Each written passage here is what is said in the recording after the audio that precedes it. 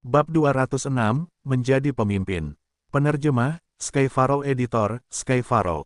Matahari bersinar terang di langit biru dan awan putih. Sinar matahari menyinari daratan saat sungai Naga Kuning mengalir, dengan hutan lebat di samping sungai, membentuk lautan tanaman hijau. Di mahkota pohon perangkap binatang, tanaman merambat tergantung saat 8 atau 9 daun membentuk sangkar, seperti kumpulan kerang laut yang berdiri tegak. Tiba-tiba di antara salah satu sangkar, ada guncangan hebat. Bang! Bila bulan merah terang melesat keluar dari sana, mencabik-cabik daun.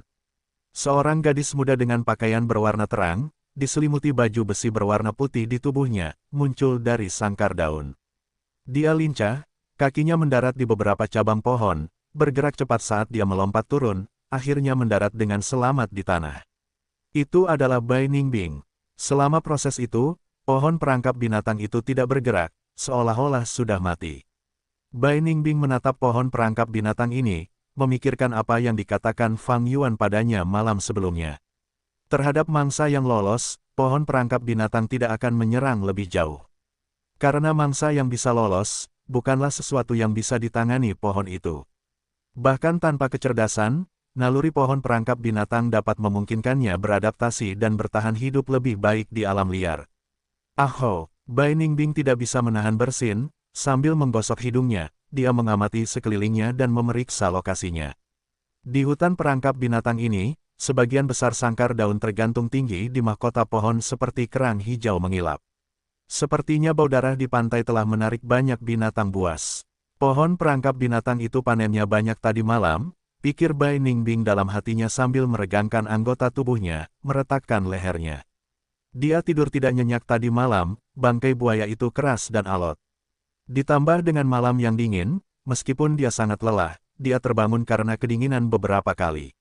Jadi, dengan kantung mata yang besar, dia dalam kondisi mental yang buruk. Tetapi setelah berkultivasi beberapa saat, staminanya telah pulih lebih dari setengahnya. Pada saat ini, dia berdiri di area yang terkena sinar matahari, menggunakan sinar matahari untuk menghilangkan rasa dingin di tubuhnya. Bai Ningbing, keluarkan aku. Sebuah suara terdengar, tidak lain adalah Fang Yuan. Dia tidak perlu menggunakan rumput komunikasi pendengaran bumi untuk menyadari keributan itu.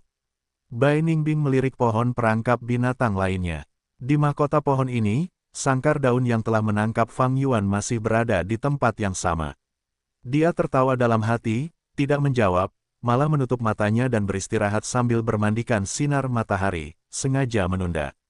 15 menit kemudian, dia menembakkan moonblade berwarna darah, memotong tanaman merambat itu.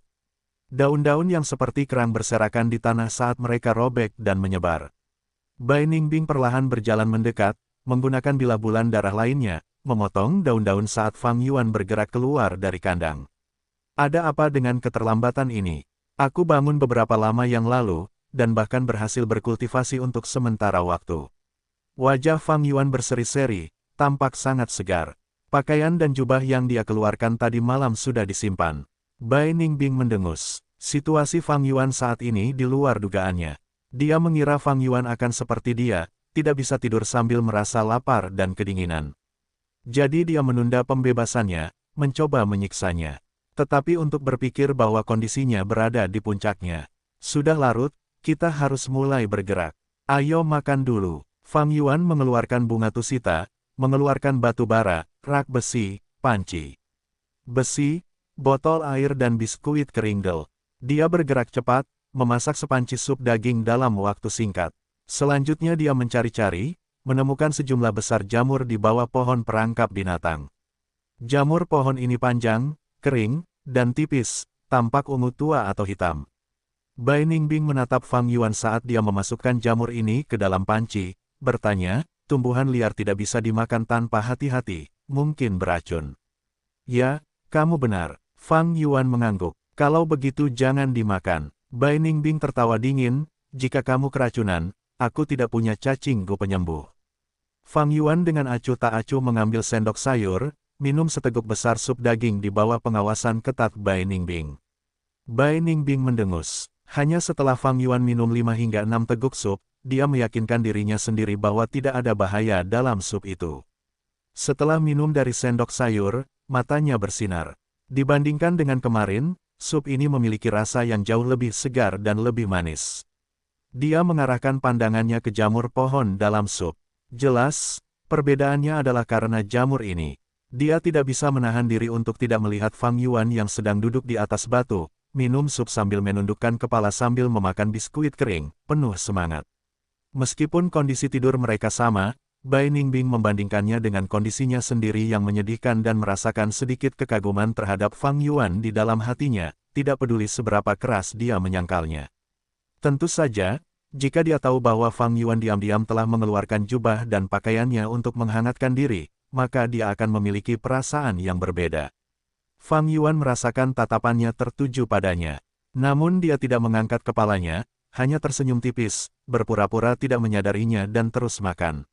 Sejak Gunung King Mao tempat Bai Ningbing dengan tegas menyelamatkannya, Fang Yuan merasakan sifat iblis murni dalam dirinya.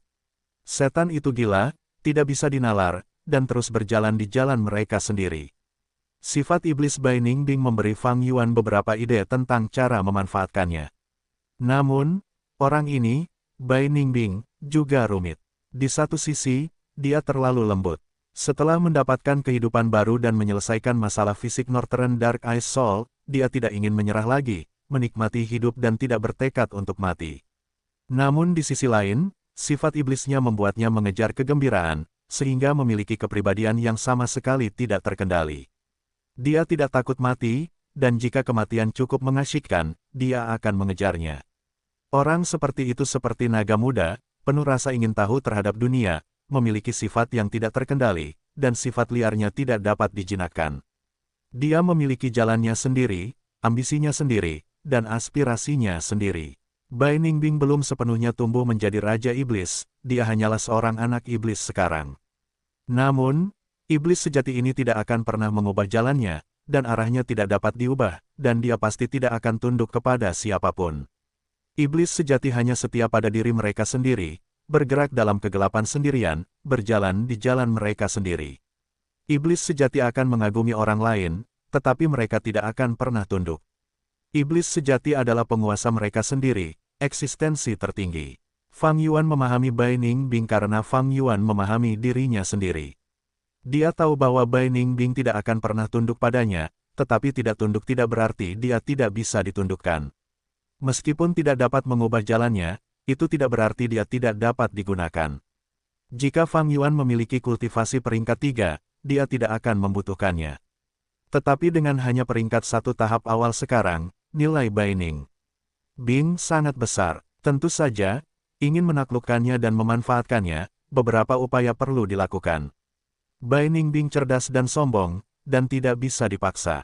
Hanya melalui beberapa hal kecil, atau pengaruh eksternal untuk memberikan tekanan padanya, dia perlahan-lahan dapat dijinakkan. Diam-diam mengeluarkan pakaian untuk menghangatkan diri, bukan karena Fang Yuan picik. Sebelumnya Bai Ningbing sengaja menunda waktu, dan Fang Yuan tidak mengejarnya, itu bukan karena dia murah hati. Untuk menaklukkan Bai Ningbing, aku perlu menghabiskan banyak waktu. Tapi aku tidak terburu-buru, mari kita lakukan dengan perlahan, aku butuh waktu untuk memulihkan kultivasiku. Setelah keduanya makan, hari sudah hampir siang. Di tanah, ada jejak kaki binatang buas di mana-mana. Keduanya terus bergerak, saat Bai Ningbing membuka jalan menuju arah tenggara. Semakin dalam mereka masuk, semakin tinggi pohon-pohon di hutan itu. Sebelumnya hanya ada pohon perangkap binatang setinggi sekitar 3 hingga 4 meter, tetapi secara bertahap, tingginya menjadi 5 hingga 6 meter, dan kadang-kadang ada pohon raja setinggi 7 hingga 8 meter, seperti burung bangau di antara kawanan ayam. Tentu saja ada juga cabang-cabang pohon yang sekarat yang jatuh ke tanah, dipenuhi lumut hijau. Atau di beberapa tempat, ada daun-daun yang bertunas, atau kayu-kayu yang patah, terbelah oleh petir, memperlihatkan amukan surga. Makhluk-makhluk agung ini tumbuh berdekatan di daerah ini, menyelimuti surga. Semakin dalam seseorang masuk, semakin dingin jadinya. Sinar matahari yang kuat terhalang oleh daun-daun pohon yang berkilau, dan hanya seberkas sinar kecil yang bisa menembus, menciptakan bayangan-bayangan besar di hutan. Angin bertiup, dan daun-daun pohon mengeluarkan suara desiran, saat bayangan-bayangan bergerak seperti emas yang hancur. Di hutan, tidak semuanya damai. Kadang-kadang, akan ada rusa, rubah, kelinci, dan hewan-hewan lain yang bergerak-gerak. Sebagian besar adalah burung, segala jenis burung, baik dalam kelompok 3 atau 5, atau kawanan besar yang terbang di langit. Yang lain berdiri di cabang-cabang pohon sambil bernyanyi dengan harmonis. Kadang-kadang, akan ada auman harimau dari jauh. Keduanya bergerak dan berhenti, mengandalkan rumput komunikasi pendengaran bumi untuk menghindari banyak bahaya. Namun, beberapa area tidak dapat dihindari, sehingga kekuatan tempur Bai Ningbing dibutuhkan untuk menerobos masuk. Kultivasi tingkat 3 sudah cukup untuk mengatasi masalah di alam liar. Malam pun tiba, dan Fang Yuan menemukan tempat berkemah yang aman, itu adalah Bukit Batu. Bai Ningbing sangat lelah, langsung tertidur bahkan di bebatuan tajam yang kasar. Pada hari kedua ketika dia bangun, seluruh tubuhnya terasa sakit dan bahkan kepalanya tidak dapat berputar dengan benar, lehernya menjadi kaku. Bersin-bersinnya juga menjadi lebih sering, jelas dia masuk angin. Fang Yuan mempertimbangkan semua ini saat mereka melanjutkan perjalanan. Mereka bergerak sangat lambat, karena tidak ada guti pergerakan untuk bepergian. Sebelumnya, Fang Yuan menggunakan laba-laba serigala tanah 1000 li dan Bai Ningbing menggunakan gu ular abadi bentuk putih, keduanya adalah gu bergerak yang berada di tingkat 5. Sayangnya, yang satu mati dan yang lainnya melarikan diri. Namun, Fang Yuan tidak terburu-buru, kultivasinya lemah dan dia butuh waktu untuk berkultivasi. Setiap kali ada jeda ketika mereka bepergian di siang hari, bahkan saat istirahat dia akan memanfaatkan setiap detik untuk berkultivasi. Pada malam hari, ia akan berkultivasi hingga larut malam. Beberapa hari kemudian, Bai Ningbing jatuh sakit dan masuk angin. Kepalanya sakit dan kekuatan tempurnya menurun drastis, juga demam. Fang Yuan harus berhenti dan menggunakan obat dalam bunga tusita padanya, serta beberapa pasta medis untuk dioleskan ke tubuhnya. Meskipun terasa panas di kulit, pasta itu membantu menghilangkan rasa dingin di tubuhnya. Baru setelah beristirahat selama 6 hari, Bai Ningbing pulih. Penyakit ini menjadi pelajaran yang sangat besar baginya. Selama masa itu, dia mengantuk dan hampir tidak memiliki kekuatan di tubuhnya, bahkan tidak mampu mengoleskan pasta sendiri. Fang Yuan lah yang membantunya. Jika bukan karena Fang Yuan, aku akan berada dalam posisi kritis kali ini. Setelah Bai Ningbing pulih, dia mendesah dalam hati. Tidak peduli seberapa besar dia tidak ingin menyetujuinya, itu adalah kebenaran. Di masa lalu, nada suaranya keras dan sangat agresif. Namun setelah kejadian ini, dia menjadi jauh lebih pendiam, seringkali diam, terkadang, dia bisa bertahan setengah hari tanpa berbicara. Semakin sedikit dia berbicara, semakin Fang Yuan memimpin dan otoritasnya meningkat. Dengan cara ini, dia perlahan menjadi pemimpin di antara keduanya. Bab 207, Burung Pegar Ilahi Xuan Yuan. Penerjemah, Sky Pharaoh. Editor, Sky Pharaoh. Waktu berlalu dengan cepat. Setengah bulan kemudian, Bai Ningbing semakin kurus tetapi tubuhnya memancarkan aura elit yang kuat. Konsentrasinya membaik, dan mata birunya bersinar cemerlang saat dia mengamati sekelilingnya. Tidak dapat disangkal, dia telah menyesuaikan diri dengan kehidupan purba ini, dan belajar banyak dari pengalaman ini. Fang Yuan tahu, meskipun Bai Ningbing serius, itu tidak berarti dia mengakui kekalahan. Hatinya termotivasi untuk belajar dengan serius dan berusaha keras untuk beradaptasi.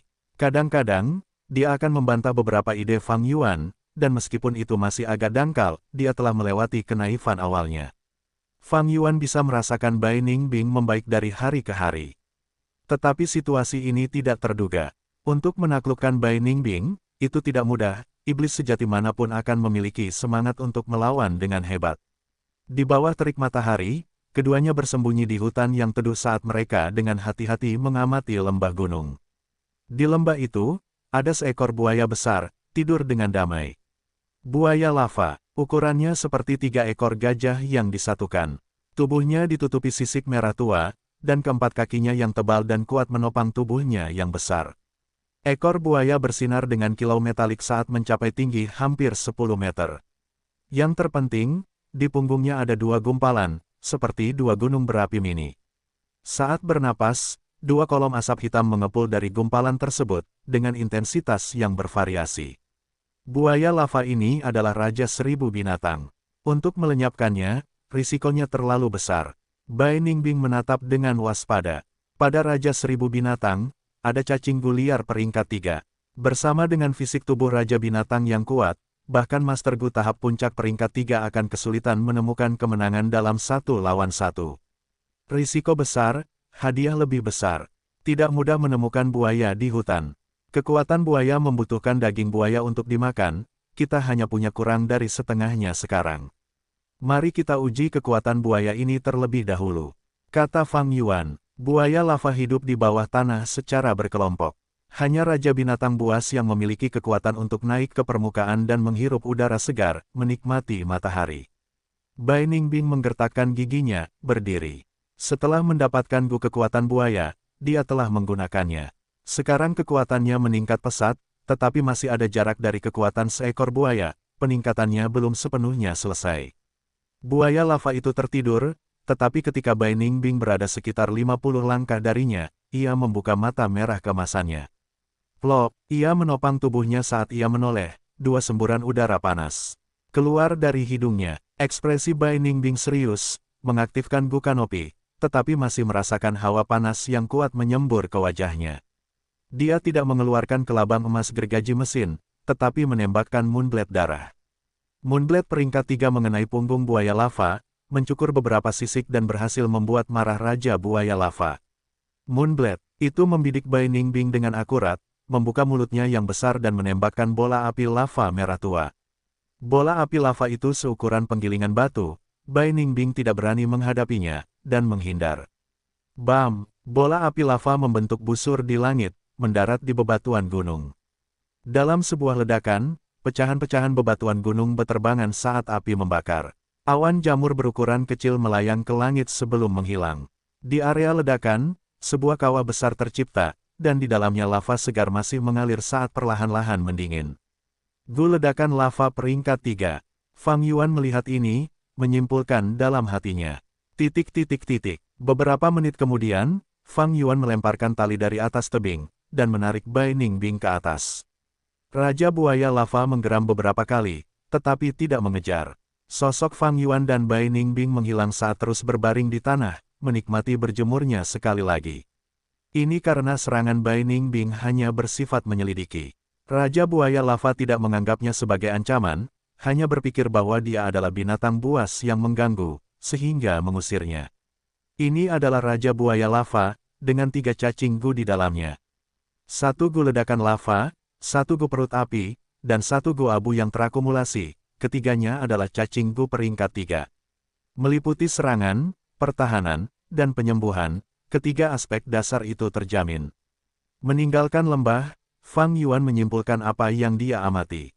Bai Ningbing mengerutkan kening dalam-dalam. Dia sendiri telah menyelidiki sebelumnya, dan tahu bahwa untuk membunuh Raja Buaya ini, itu sangat sulit dan hampir mustahil. Lupakan gu ledakan lava itu, bahkan pertahanan gu perut api tidak dapat dihancurkan oleh gu bulan darah. Hanya kelabang emas gergaji mesin yang dapat melakukannya saat mendekat. Namun, jika kita benar-benar melakukannya untuk menghancurkan perut api, kelabang itu juga akan lumpuh. Akhir-akhir ini, setelah menggunakannya untuk membunuh musuh, pisau cukur itu sudah dalam kondisi yang buruk. Ditambah lagi, bahkan jika kita menghancurkan pertahanannya, masih ada gu abu yang terkumpul yang dapat menyembuhkan Raja Buaya. Staminanya jelas lebih besar dari kita berdua, dalam pertempuran yang melelahkan kita pasti akan kalah. Yang terpenting, ia dapat menggali tanah dan kembali ke sarangnya, kita tidak dapat menghentikannya untuk pergi. Kata Bai Ningbing. Fang Yuan mengangguk, analisismu benar, tetapi aku ingin membunuhnya lebih jauh sekarang. Karena gu abu memakan abu sebagai makanan, ia mudah diberi makan. Ia juga sangat cocok sebagai cacing gu penyembuh kita. Meskipun cacing gu itu bagus, kita harus hidup untuk menikmatinya. Meskipun kau memiliki guyang, jangan berpikir untuk memanipulasiku, memerintahkanku untuk mempertaruhkan nyawaku dalam pertarungan seperti itu, Bai Ningbing mendengus. Kita tidak bisa melawannya secara langsung, tetapi kita bisa menggunakan kecerdasan. Lupakan binatang buas lainnya, tetapi Raja Buaya Lava ini, kita bisa menggunakannya untuk menarik Raja Binatang Buas lainnya dan membuat mereka bertarung di antara mereka sendiri, dan kemudian menuai hasilnya, kata Fang Yuan karena ia tidak ingin menyerah karena kesulitan. Menciptakan keajaiban dari yang tidak mungkin, itu adalah hal favoritnya untuk dilakukan. Jika itu adalah binatang buas lainnya, kecuali mereka baru saja bermigrasi dan tiba, mereka akan memiliki wilayah kekuasaan masing-masing. Di antara mereka sendiri, mereka akan saling mengetahui keberadaan satu sama lain dan tidak akan menyebabkan pertikaian internal. Tetapi Raja Buaya Lava berbeda.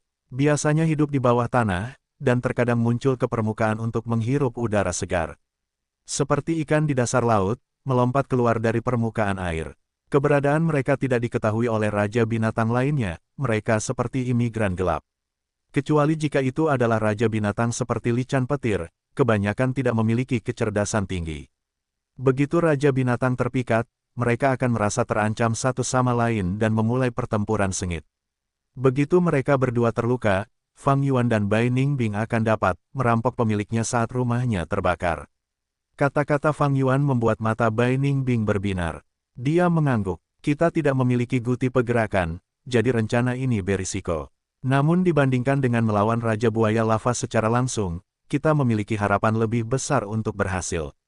Kita dapat mencobanya. Seperti masyarakat manusia, di antara binatang buas, mereka masing-masing memiliki wilayahnya sendiri. Raja binatang yang lebih kuat memimpin kelompok binatang dan menduduki daerah dengan sumber daya yang melimpah. Sama seperti bagaimana klan manusia akan menempati mata air roh. Di antara pasukan, mereka akan berinteraksi dan selama mereka menjelajah ke daerah lain, mereka akan menemukan beberapa temuan. 5 hari berikutnya, Bai dan Fang menggunakan buaya lava sebagai titik fokus saat mereka mencari-cari. Arah barat laut tempat mereka datang tidak perlu pengintaian lebih lanjut.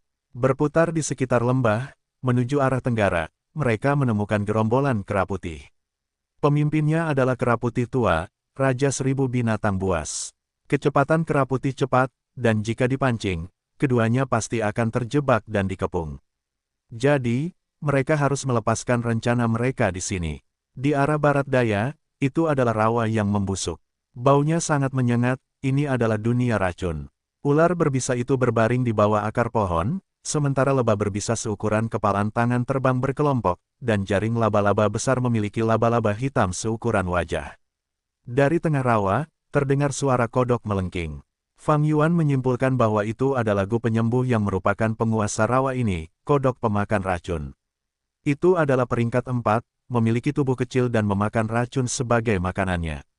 Jika seorang Master Gu diracuni, mengaktifkannya untuk menyerap racun akan menghasilkan efek penyembuhan. Kecepatannya buruk, tetapi memasuki bagian dalam rawa dan memancingnya keluar lebih sulit. Fang Yuan dan Bai Ningbing tidak memiliki Gu penyembuh. Jika mereka digigit makhluk berbisa, itu akan mengakibatkan banyak masalah. Selain itu, menemukan kodok pemakan racun kecil di rawa besar sangatlah sulit. Keduanya akhirnya bergerak ke arah timur laut, menemukan sarang lebah sebesar rumah. Di dalamnya ada sejumlah besar kelompok serangga yang menakutkan, lebah jarum yang hiruk-pikuk. Lebah-lebah ini bahkan lebih merepotkan. Lebah jarum hiruk-pikuk yang pernah menjadi Gu, memiliki kemampuan untuk menembus semua hal. Artinya, bahkan dengan perlindungan Gu Kanopi Langit Bai Ningbing, ia akan tertusuk oleh jarum hiruk-pikuk peringkat 3. Angin menderu di malam hari. Angin bertiup ke dalam gua-gua gunung saat api unggun berkedip-kedip sebagai respons. Ini adalah gundukan kecil, dan sebuah gua ditemukan di dalamnya. Gua ini tidak memiliki lokasi yang optimal, pertama-tama tidak menghadap angin, sehingga angin bertiup ke dalam gua dan menyebabkannya sangat lembab. Selanjutnya bagian atasnya tidak tertutup, seperti sumur karena bintang-bintang di langit dapat terlihat. Fang Yuan dan Bai Ningbing tampak serius, duduk di sekitar api unggun. Fang Yuan tidak berekspresi sementara Bai Ningbing mendesah kecewa. Beberapa hari ini kami menjelajahi lingkungan sekitar sepenuhnya, meskipun idemu bagus, kami tidak memiliki target yang cocok. Sepertinya kami hanya bisa menyerah pada Raja Buaya Lava.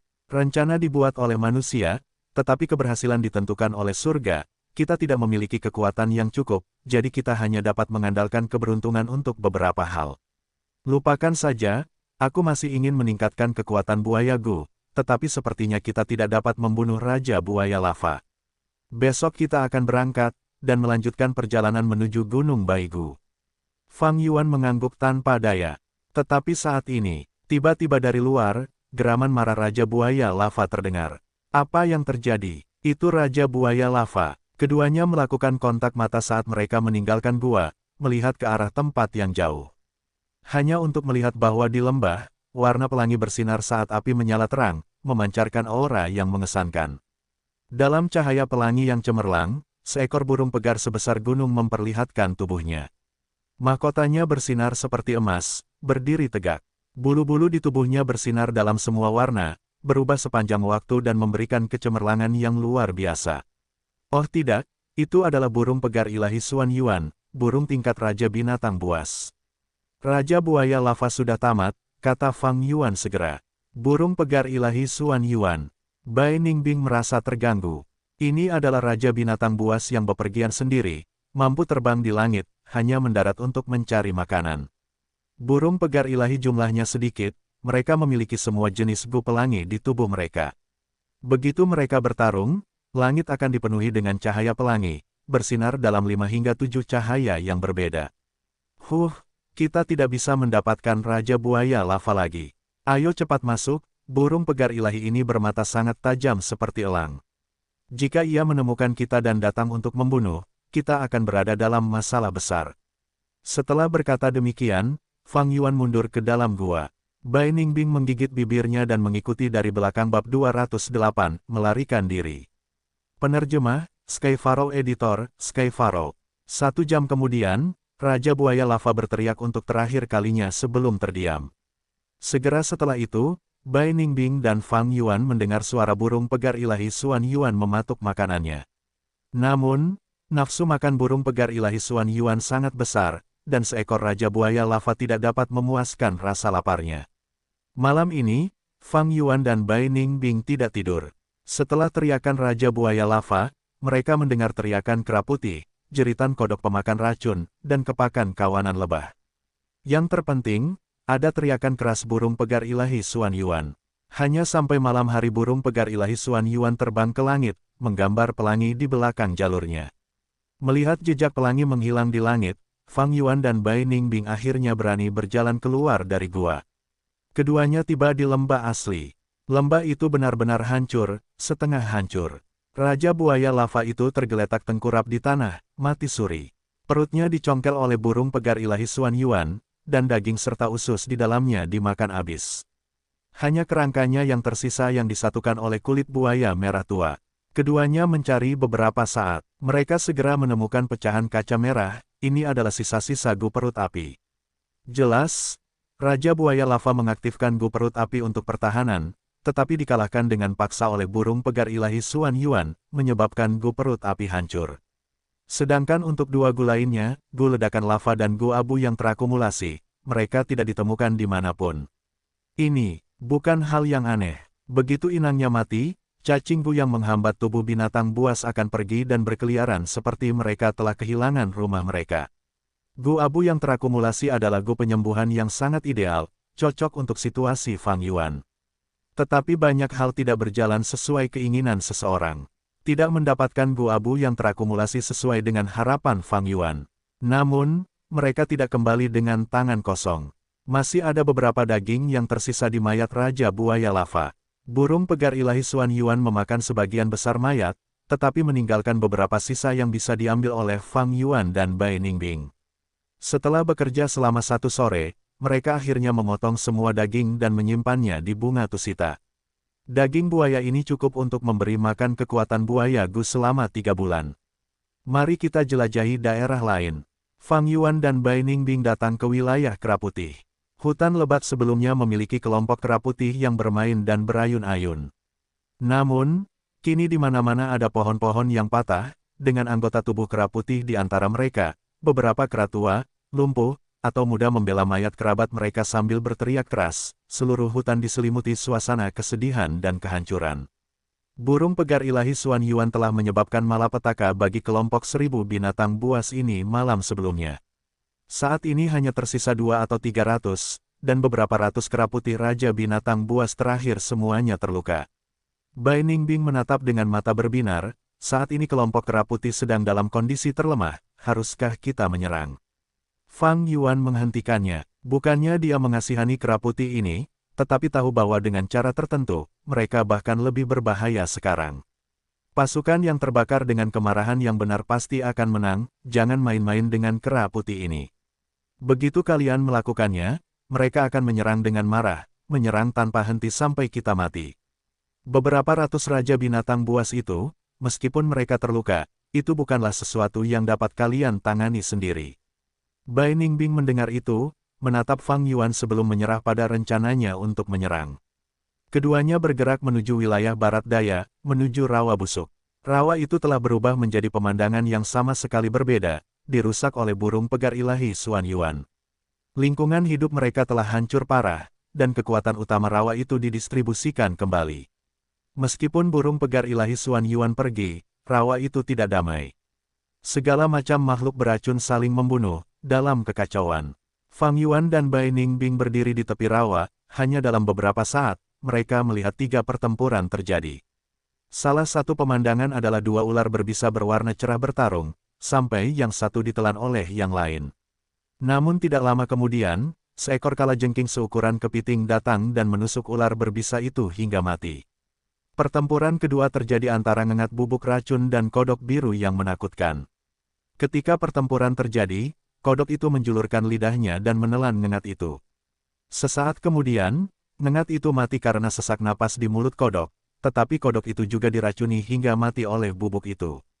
Pertarungan ketiga terjadi antara seekor laba-laba hitam seukuran wajah, yang keluar dari lumpur. Tubuhnya dipenuhi semut, setelah beberapa saat semut-semut itu menang, dan melahap habis laba-laba itu. Melihat pemandangan yang kacau balau itu, Fang Yuan dan Bai Ningbing segera pergi. Akhirnya mereka sampai di sarang kawanan lebah jarum hiruk pikuk itu. Sarang lebah yang seperti rumah itu telah runtuh seluruhnya, sekelilingnya sunyi, tidak ada seekor pun lebah jarum hiruk pikuk yang tersisa. Keduanya, semakin dekat. Seketika, aroma harum wijen memasuki hidung Bai Ningbing saat dia mengendus. Bau apa itu?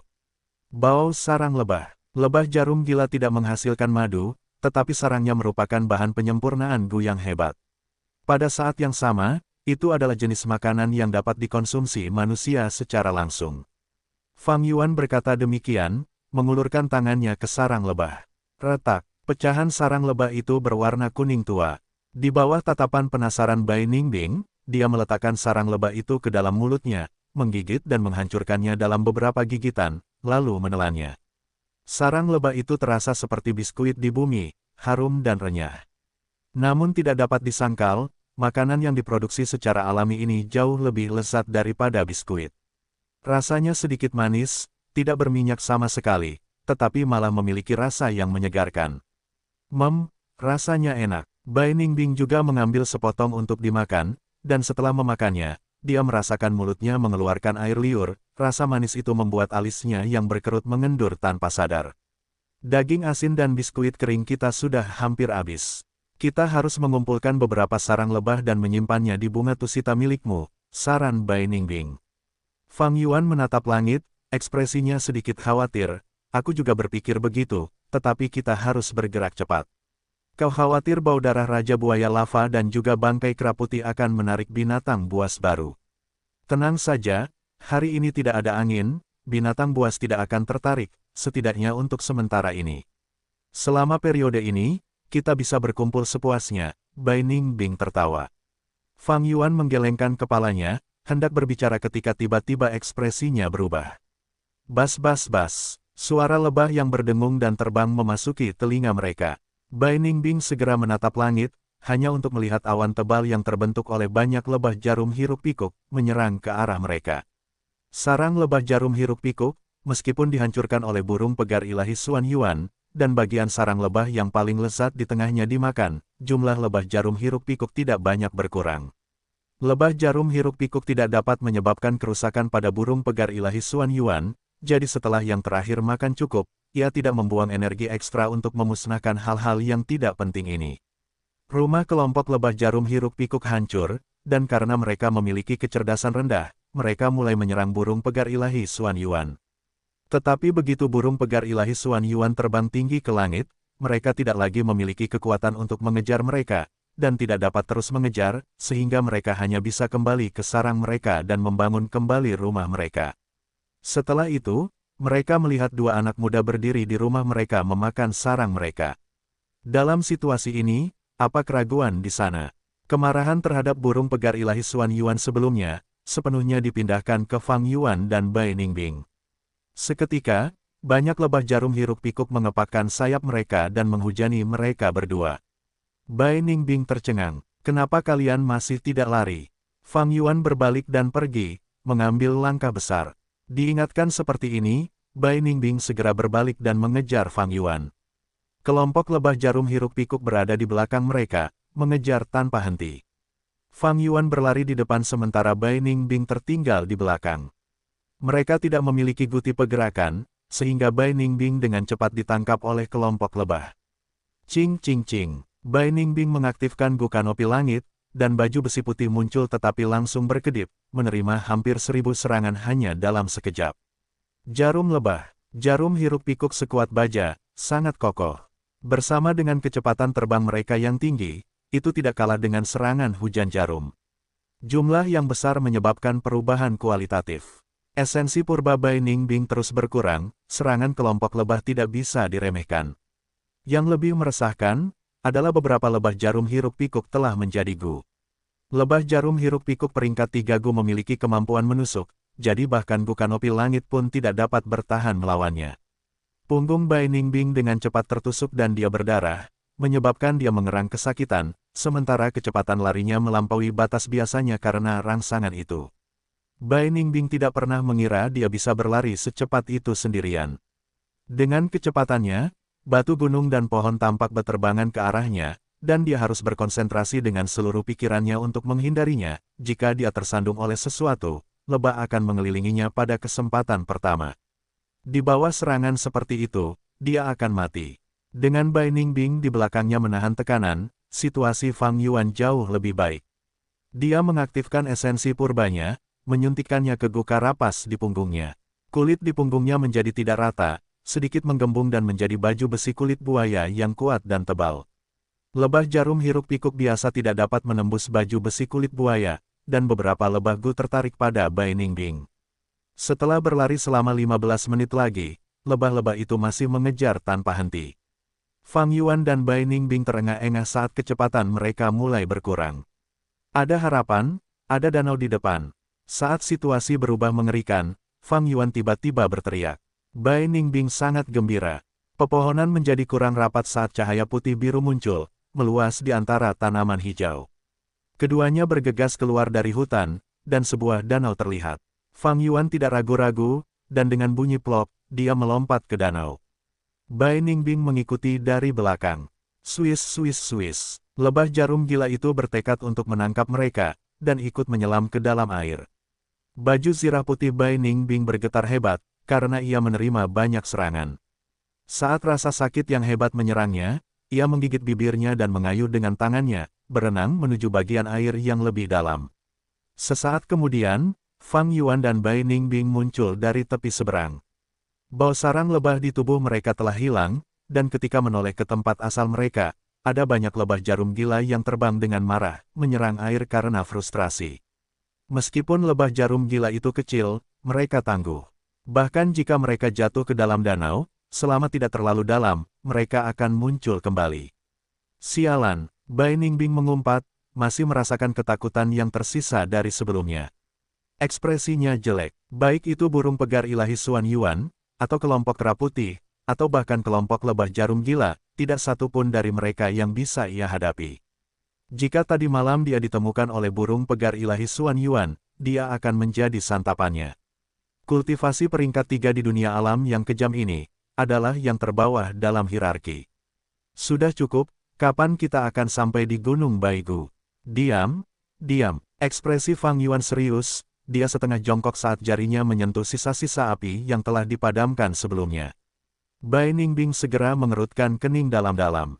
Tidak dapat disangkal, ini adalah jejak yang ditinggalkan oleh manusia bab 209, bertemu dengan Master Gu yang jahat. Penerjemah, Sky Pharaoh Editor, Sky Pharaoh.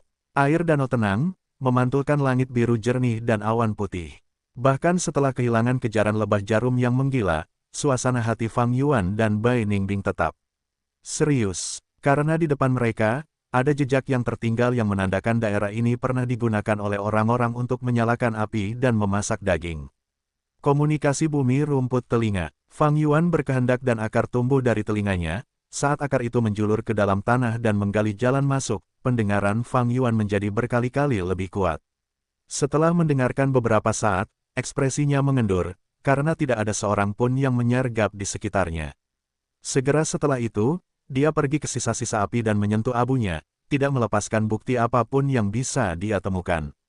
Kebakaran itu dimulai setengah bulan yang lalu, pihak lain sendirian dan seharusnya tidak berada di dekatnya.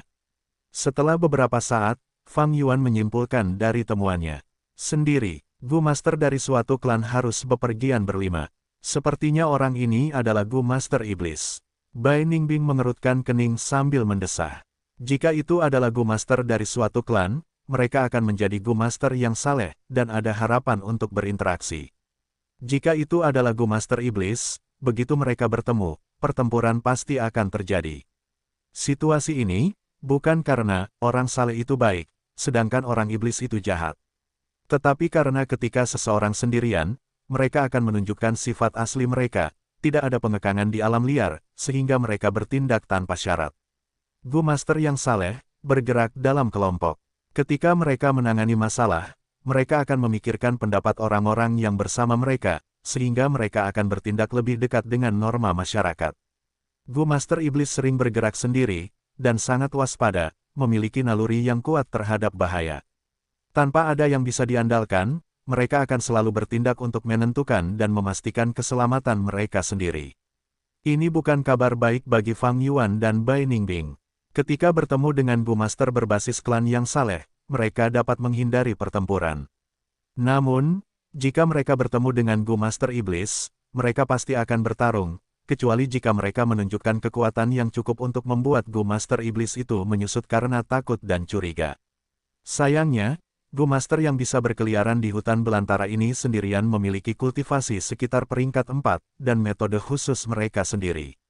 Berapa banyak orang lemah yang akan ada?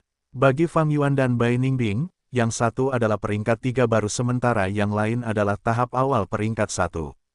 Tanpa cacing Gu yang cukup untuk menutupi semua tempat, bahkan ketika mereka bepergian di hutan, itu penuh dengan bahaya dan setiap langkah adalah pertaruhan yang sulit. Jika mereka bertemu dengan Gu Master Iblis, kemungkinan besar mereka akan tamat. Untungnya kami menemukan jejak api unggun ini, jadi mulai sekarang kami tidak boleh terburu-buru, tetapi memulihkan diri dan setidaknya menyembuhkan luka kami saat ini hingga sembuh total, kata Fang Yuan. Bai Ningbing mengangguk. Setelah diingatkan, dia juga merasakan punggungnya sakit. Fang Yuan memanggil bunga tusita, mengeluarkan perban dan obat-obatan, memberikan sebagian besar kepada Bai Ningbing. Meskipun area pertahanan Bucarapes kecil, biasanya tidak berguna, kali ini sangat membantu Fang Yuan. Dan karena Bai Ningbing menarik sebagian besar daya tembak, Fang Yuan hampir tidak mengalami cedera. Dia dengan cepat menangani lukanya, dan bergegas untuk membantu Bai Ningbing. Bai Ningbing melepas baju atasnya. Banyak lubang seukuran ujung jari memenuhi punggungnya, menyebabkan ketakutan bagi siapapun yang melihatnya. Lebah jarum hiruk-pikuk adalah peringkat 3, jumlahnya banyak dan juga memiliki kemampuan menembus, ia melawan Gu Kanopi Langit. Tetapi Bai Ningbing juga menggunakan Gu Otot Es. Sebelumnya, jadi dengan 2 lapisan pertahanan, hidupnya terselamatkan. Tes. Bai Ningbing menggertakkan giginya, menarik napas dalam-dalam sambil menahan rasa sakit saat membersihkan lukanya. Tak lama kemudian, lukanya diperban. Fang Yuan meletakkan kaleng obat kosong dan perban terakhir yang tersisa ke dalam bunga tusita. Kita hanya punya sedikit obat yang tersisa, begitu juga dengan perban. Meskipun kita sudah berhemat dan bahkan menggunakan kembali perban saat kita bisa, sepertinya kita benar-benar perlu menemukan Gu penyembuh sesegera mungkin. Fang Yuan berdiri dengan ekspresi serius. Obat adalah barang yang bisa dibuang, dan sulit dibuat, dan butuh waktu untuk mengumpulkannya. Jika mereka punya Gu penyembuh, tidak hanya efeknya akan lebih baik, tetapi juga menggunakan esensi purba yang dapat dipulihkan secara alami. Dengan perbandingan ini, yang lebih unggul akan lebih mudah terlihat. Namun, cacing Gu yang ideal terlalu sulit ditemukan. Sebenarnya, dalam waktu setengah bulan ini, mereka menemukan banyak peluang, tetapi mereka tidak memiliki kekuatan yang cukup, atau lingkungannya tidak tepat, dan kurangnya persiapan yang tepat untuk menangkap Gu. Kita harus mendapatkan Gu penyembuh. Tapi sebelum itu, aku punya masalah di sini, Bai Ningbing tiba-tiba berkata. Masalah apa? Fang Yuan mengangkat alisnya. Bai Ningbing telanjang di atas dan dia berbalik dan menunjuk ke dadanya. Dua gumpalan daging ini, mereka menghalangi. Ketika aku berlari, mereka akan melompat kemana-mana, dan bahkan dalam pertempuran mereka menjadi beban. Aku ingin menebas mereka, tetapi aku khawatir lukanya akan terlalu parah. Tanpa cacingku penyembuh, aku mungkin akan mendapat lebih banyak masalah. Dia adalah jenius klan Bai, yang berfokus pada kultivasi. Dia hampir tidak tahu apapun di luar itu, sehingga semakin tidak peduli terhadap wanita.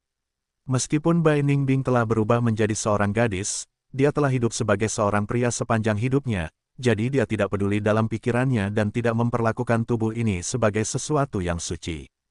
Bagaimanapun, dia tahu bahwa yang Gu yang dimiliki Fang Yuan dapat mengembalikannya ke tubuh seorang pria. Jadi, Bai Ningbing tidak pernah menganggap dirinya sebagai seorang gadis. Fang Yuan menatapnya tanpa emosi. Akan ada banyak masalah dengan memotongnya, kamu bisa membungkusnya. Membungkus apa? Tanya Bai Ningbing. Gunakan perban untuk melilitkan dadamu dan perlakukan seperti luka. Kemudian, mereka akan tetap di tempatnya, kata Fang Yuan. Ekspresi Bai Ningbing tidak berdaya dan sedih, mendesah, itu yang terbaik yang bisa kulakukan sekarang. Matahari berangsur-angsur terbenam saat langit malam turun. Ada aliran binatang buas yang datang ke danau untuk minum air, dan keduanya tidak berani tinggal di sana lama-lama. Fang Yuan menemukan sebuah gua yang terbentuk secara alami di tebing curam di dekatnya. Meskipun sedikit sempit, itu aman. Setelah menyingkirkan burung-burung yang tinggal di dalamnya, tempat itu menjadi tempat tinggal sementara mereka. Beberapa hari kemudian, luka-luka Bai Ningbing sebagian besar sudah pulih. Keduanya melanjutkan perjalanan mereka, menuju Gunung Baigu. Namun mengingat guru Gu Iblis yang misterius itu, dalam perjalanan ini Fang Yuan sangat berhati-hati, terus-menerus berhenti dan menggunakan rumput telinga komunikasi bumi untuk memeriksa keadaan sekitar. Pada hari kedua perjalanan mereka, kehati-hatian mereka membuahkan hasil yang baik. Ia menemukan kayu yang terbakar di bawah pohon, yang tampaknya disebabkan oleh guru Gu Iblis. Pada hari ketiga, mereka memeriksa jejak-jejak pertempuran sengit di dekat sungai. Bangkai seekor ular piton hijau besar tergeletak di sana, dagingnya dimakan habis oleh binatang buas. Hanya menyisakan kerangka, tanah penuh dengan sisiknya, dan sungai bahkan bergerak di jalur baru, setelah banyak pohon patah dan ditebang. Fang Yuan mengamati sejenak, nadanya santai, guru Gu Iblis itu pernah bertempur sengit di sini dengan ular piton hijau. Ini adalah ular piton hijau Raja 100 binatang. Untuk menjalani pertarungan seperti itu, tampaknya guru Gu Iblis ini juga memiliki kultivasi tingkat 3. Namun demikian, Fang Yuan tidak ingin bertemu dengan Gu Master yang jahat ini. Ia lebih suka berurusan dengan binatang buas yang tidak cerdas atau Gu Master. Gu Master memiliki kecerdasan, dan akan menggunakan setiap kekuatan dengan bijak. Gu Master Iblis tingkat 3 memiliki ancaman yang jauh lebih besar bagi Fang Yuan dan Bai Ningbing dibandingkan dengan lebah jarum frenzy. Namun, keadaan tidak berjalan sesuai keinginan, dan pada sore hari itu, keduanya menemukan jejak Gu Master Iblis sekali lagi. Gu Master Iblis ini terluka. Ada beberapa daging yang terpotong di tanah, jadi sepertinya Gu Master diracuni, kata Fang Yuan. Di bumi, tidak ada ular piton beracun. Namun, di sini, ular piton beracun sangat umum. Mendengar itu, mata Bai Ningbing berbinar. Tidak dapat disangkal, ini adalah kabar baik. Semakin lemah Gu Master Iblis, semakin menguntungkan bagi mereka. Selama beberapa hari berikutnya, jejak yang ditinggalkan oleh Gu Master Iblis semakin banyak. Dengan pengalamannya selama 500 tahun, Fang Yuan menyimpulkan bahwa mereka semakin dekat dengan Gu Master Iblis yang terluka. Berhati-hatilah, aku dapat menyimpulkan bahwa luka Gu Master ini semakin parah, dan racun ular piton hijau telah menginfeksi tubuhnya dengan parah. Namun, karena ini, sikap Gu Master Iblis akan dengan mudah menjadi lebih ekstrim, Fang Yuan mengingatkan Bai Ningbing. Pertarungan pasti akan ditangani oleh Bai Ningbing. Kultivasi tahap awal peringkat 1 Fang Yuan tidak berguna. Keuntungan terbesar sekarang adalah musuh berada di tempat terbuka, sementara Fang Yuan dan Bai Ningbing bersembunyi. Keduanya bergerak dengan lebih waspada dari sebelumnya. Mereka bergerak lebih lambat, dan bergerak dengan jarak yang lebih pendek dari sebelumnya. Akhirnya, pada suatu sore, Fang Yuan membuka matanya, menahan akar-akar yang keluar dari telinganya, aku menemukan Gu Master Iblis itu. Orang itu ada di gua itu, di napas terakhirnya. Baru saja, dia mendengar suara napas manusia di gua itu. Serang saat musuh lemah. Bai Ningbing bercita-cita untuk bertempur, memperlihatkan kekejaman di matanya. Namun dia dihentikan oleh Fang Yuan. Bersabarlah, kita tidak perlu menyerang. Dengan situasi ini, hanya dalam beberapa hari dia akan mati karena racun. Begitu, niat membunuh Bai Ningbing berkurang. Namun saat ini, dua orang di luar, mengapa repot-repot bersembunyi? Aku sudah menemukan kalian. Sebuah suara lemah datang dari gua. Mendengar ini, jelas bahwa Gu Master Iblis itu adalah perempuan. Ekspresi Fang Yuan berubah, segera mundur. Tidakkah kalian menginginkan batu purbaku, cacing buku? Suara itu datang lagi dari gua. Fang Yuan dan Bai Ningbing bergerak lebih cepat. Meskipun pihak lain lemah, nadanya tegas. Pasti ada beberapa jebakan yang dipasang yang membuatnya tidak takut. Selain itu, tidak ada orang yang cukup bodoh untuk mengambil risiko dengan orang yang sekarat. Pergi setelah datang ke sini. Hehe, tidak ada jalan keluar yang mudah, kalian semua harus tinggal. Tiba-tiba, sesosok tubuh keluar dari gua. Semuanya terserah kalian. Tubuh Fang Yuan berkedip, menyembunyikan kehadirannya. Bai Ningbing mendecak lidahnya, mengaktifkan Sky Canopy Gu dan memanggil Chainsaw Golden Centipede, menyerang musuh. Keduanya bertarung selama 3 ronde, dan Gu Master Iblis itu berhasil ditekan. Dia adalah seorang wanita paruh. Baya tanpa sepatu, memiliki kaki besar dan bulu hitam tebal yang tumbuh di telapak kakinya. Wajah dan anggota tubuhnya memiliki warna hijau yang aneh, itu disebabkan oleh racun ular piton hijau. Setelah beberapa saat, Gu Master wanita iblis itu perlahan tidak bisa melawan. Tiba-tiba, dia menginjak tanah dengan kuat dan melompat kembali ke dalam gua. Bai Ningbing mengejarnya tanpa henti. Jangan mengejarnya, Fang Yuan tiba-tiba mengingatkan, tetapi tidak berhasil tepat waktu. Bam! Sebuah ledakan keras terjadi tepat di bawah kaki Bai Ningbing saat seluruh tubuhnya terhempas bab 210 rencana. Penerjemah, Sky Pharaoh Editor, Sky Pharaoh. Batu-batu dan pecahan beterbangan, sementara asap mengepul ke udara. Bai Ningbing terlempar ke tanah, tetapi dengan sekali lompatan, dia berdiri lagi. Dia dilindungi oleh Sky Canopy Gu dan tidak terluka, tetapi Sky Canopy Gu di celahnya menerima dampaknya, armor putihnya memudar setidaknya 30%.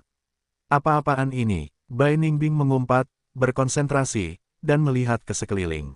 Lokasi ledakan telah berubah menjadi kawah setinggi 2 hingga 3 meter.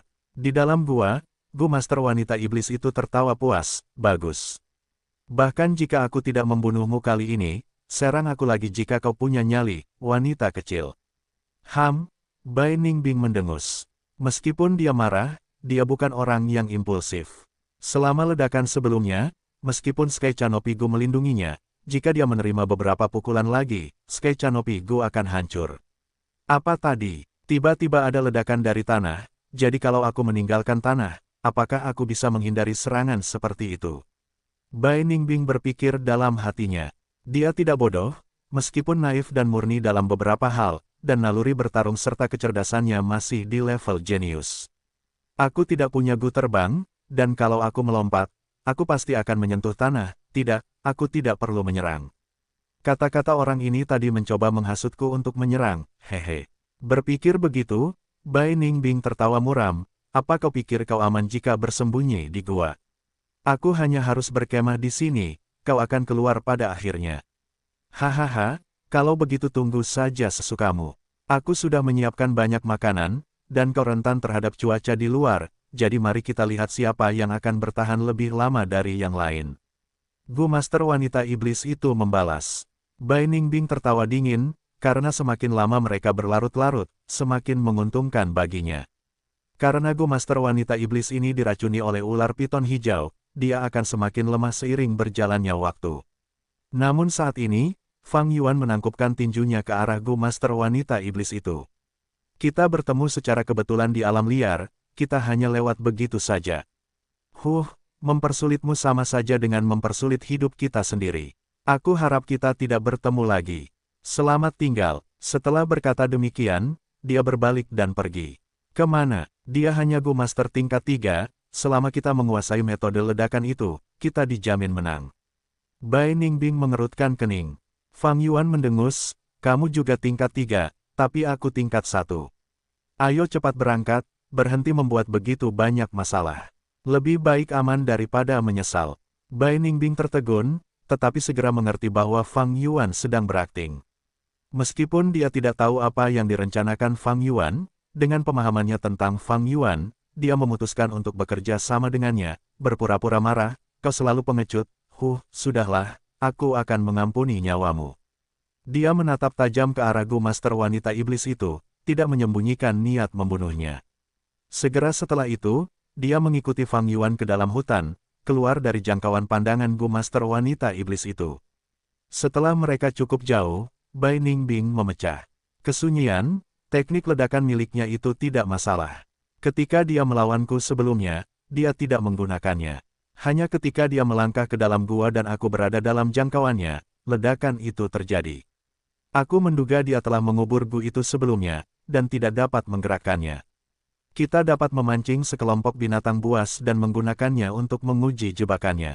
Kata-kata ini sepenuhnya menunjukkan bakat Bai Ningbing dalam bertarung.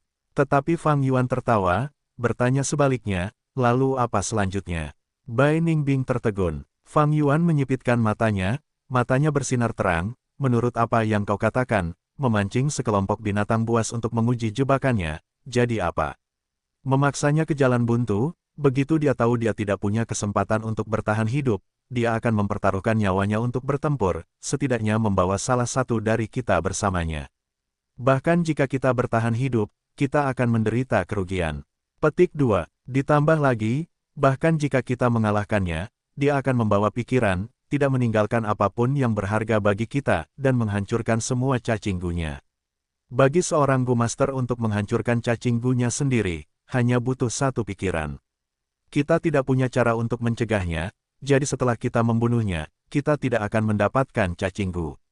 Apa manfaatnya bagi kita? Bai Ningbing mengerutkan kening.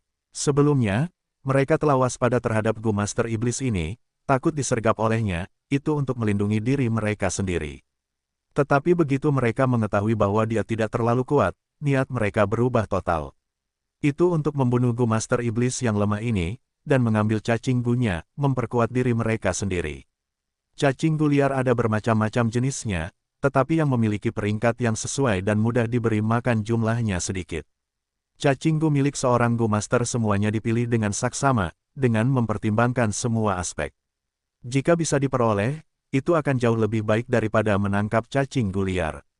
Namun, sangat sedikit orang yang bisa memperoleh cacinggu setelah membunuh musuh mereka. Selain mati dalam pertempuran, Gu Master hanya perlu satu pikiran untuk memerintahkan cacinggu menghancurkan dirinya sendiri. Banyak dari mereka yang kalah memiliki cukup waktu untuk bereaksi, dan tidak akan menyerahkan cacinggu mereka kepada musuh bebuyutan yang membunuh mereka. Tidak akan sulit untuk membunuh Gu Master yang jahat ini. Namun, akan sulit untuk mengambil semua cacinggu miliknya. Apakah kamu tidak punya Gu penjara? Tanya Bai Ningbing. Satu Gu penjara tidak akan banyak berpengaruh. Berurusan dengan binatang buas masih bagus, tetapi melawan Master Gu, untuk berhasil kita perlu memenuhi persyaratan yang ketat. Fang Yuan menggelengkan kepalanya. Bai Ningbing tiba-tiba memikirkan sesuatu, khawatir. Jika kita pergi seperti ini dan akhirnya membiarkannya melarikan diri dengan mudah, apa yang akan kita lakukan? Fang Yuan tertawa terbahak-bahak, berkata dengan percaya diri, dalam waktu dekat, dia tidak akan melarikan diri. Master Gu yang saleh, baik yang berbasis klan maupun sekte, akan menerima tingkat pengasuhan, dan memiliki kualitas yang lebih tinggi. Sebaliknya, Master Gu Iblis seringkali kualitasnya tidak merata. Beberapa adalah pengkhianat jalan yang benar, sehingga orang-orang ini telah dilatih dan memiliki dasar-dasar Master Gu. Namun, beberapa adalah petani atau pemburu yang memperoleh kesempatan untuk membangkitkan celah mereka, memperoleh beberapa warisan dan dianggap setengah matang. Gu Master wanita iblis ini memiliki aksen yang kasar dan taktik bertarung yang buruk. Dia juga tidak memiliki cukup pengalaman bertahan hidup. Kemanapun dia pergi, dia meninggalkan jejak, dan bahkan setelah terluka, dia tidak menyembunyikan jejak darah. Aku melihat tubuhnya kuat dan sehat, memiliki tangan dan kaki yang besar. Dia kemungkinan besar seorang petani, hanya beruntung karena mendapatkan warisan. Fang Yuan terus menganalisis, ledakan tadi seharusnya adalah gu rumput peringkat 2 yang dia kubur terlebih dahulu, yang disebut kentang guntur gosong. Tidak peduli siapa yang menginjaknya, ledakan akan terjadi.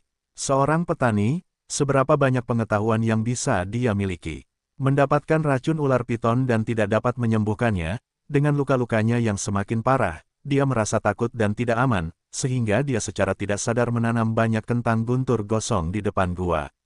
Jika kita memaksanya, dia mungkin akan melakukan beberapa hal yang ekstrim.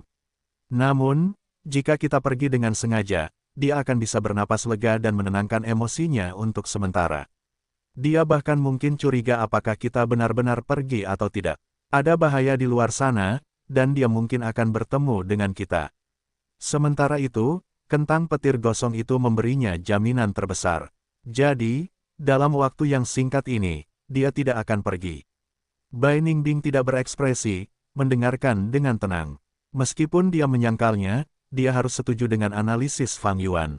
Apa yang dia katakan masuk akal, hampir seperti dia bisa melihat kejadian di hadapannya, dia tidak bisa dibandingkan dengannya. Kamu menganalisis dengan baik, tetapi dia memiliki racun di tubuhnya, tidak ada cara untuk menundanya. Dia akhirnya akan meninggalkan gua, balas Bai Ningbing. Fang Yuan mengangguk, menunjuk ke telinga kanannya, jadi, kita harus mengawasinya. Gu rumput telinga komunikasi bumi miliknya, meskipun hanya tingkat 2, memiliki jangkauan yang jauh lebih besar daripada kebanyakan cacing gu tingkat 3. Bai Ningbing menggelengkan kepalanya. Keputusanmu juga bermasalah. Mengaktifkan rumput telinga komunikasi bumi membutuhkan pengeluaran esensi purba yang terus-menerus. Bahkan jika kamu memiliki teratai harta karun esensi surgawi dan dapat memulihkan esensi purba dengan cepat, usaha satu orang pada akhirnya terbatas. Kamu harus istirahat dan tidur, kamu tidak bisa terus-terusan mengawasinya, kan? Menghadapi kecurigaan ini, Fang Yuan memutar matanya, kenapa kamu menjadi bodoh? Ada satu dari dia dan dua dari kita. Cacing gu dapat dipinjamkan, jadi mereka dapat menggunakan gu rumput telinga komunikasi bumi secara bergantian, dalam interval. Ekspresi Bai Ningbing membeku, rasa malu melintas di matanya.